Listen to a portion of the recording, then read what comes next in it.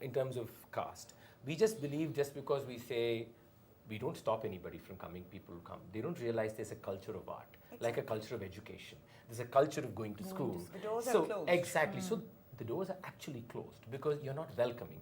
You're not addressing the issue that you need to go to people and actually welcome them and give them also ownership of this art.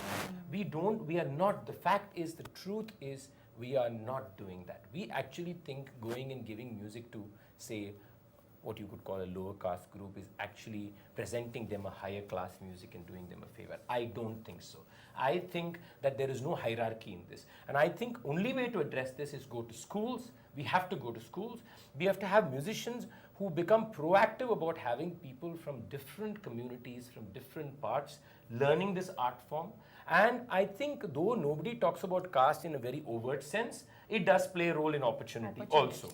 Nobody will say it and they will probably refute it, and you can't argue that obviously, but it does play a role. I have heard stories of musicians from other castes who say that they have felt the difference.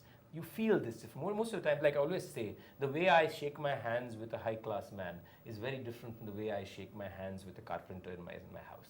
And it's a fact that my hand feels different. And unless I address the fact that I know that my hand is different, it's very difficult. And women, this is still a struggle. Women do play for many male musicians, but there are still male musicians who do not ask for women violinists. There are still male other vocalists who tell violinists who play for them, stop playing for women, and then I will give you more opportunities. Women playing mridangam is considered visually unaesthetic as far as the community is concerned. Nobody will say that way, or playing the ghattam. There are very few women who have played mridangam. There's one lady called Sukanya who plays Rajagopal, and she tells a lot of stories and the struggles that she has. But this has to be addressed, and I really hope that the next generation probably has a better willpower to address these issues. But they have to be addressed, and they have to be addressed proactively.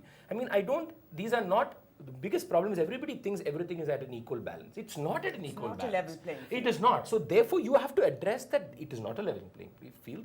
And so there has to be a special action taken towards these things. Yes.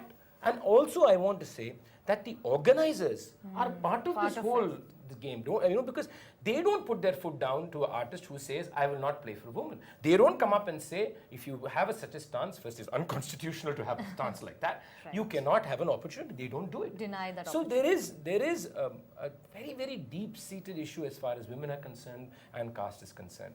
And a solution for it, honestly, Geeta, I really don't know.